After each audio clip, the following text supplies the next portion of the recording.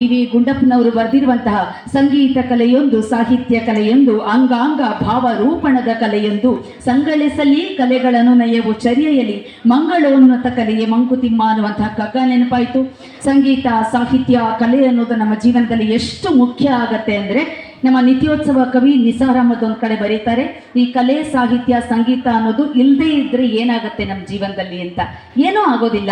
ಈ ಕಾರ್ಯಕ್ರಮಗಳು ನಡೆದೇ ಇದ್ರು, ನಮ್ಮ ಡಾಕ್ಟ್ರು ಕಾರ್ಯಕ್ರಮಗಳನ್ನು ಅರೇಂಜ್ ಮಾಡದೇ ಇದ್ರು ಕೂಡ, ನಾವು ಈ ಥರ ದೇವಸ್ಥಾನಕ್ಕೆ ಬರದೇ ಇದ್ರು ಕೂಡ, ನಾನು ನಿರೂಪಣೆ ಮಾಡದೇ ಇದ್ರು, ನೃತ್ಯ ಮಾಡದೇ ಇದ್ರು ಕೂಡ ಜೀವನ ಅನ್ನೋದು ಸಾಗತ್ತೆ. ಆದರೆ ಆ ಜೀವನ ಹೇಗಿರತ್ತೆ ಅನ್ನೋದನ್ನು ಕೂಡ ಕೊನೆ ಸಾಲಿನಲ್ಲಿ ಬರೀತಾರೆ.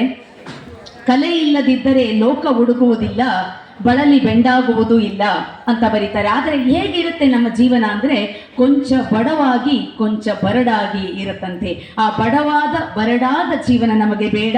ಅದನ್ನು ಹಸನ್ಮುಖವಾಗಿ ನಾವು ಬದುಕನ್ನು ಬದಲಿಸ್ಕೊಳ್ಬೇಕು ಅಂತಂದರೆ ಇಂತಹ ಕಲಾವಿದರಿಂದ ಮಾತ್ರ ಸಾಧ್ಯ, ಇಂತಹ ಕಾರ್ಯಕ್ರಮಗಳಿಂದ ಮಾತ್ರ ಸಾಧ್ಯ ಅಂತ ಹೇಳ್ತಾ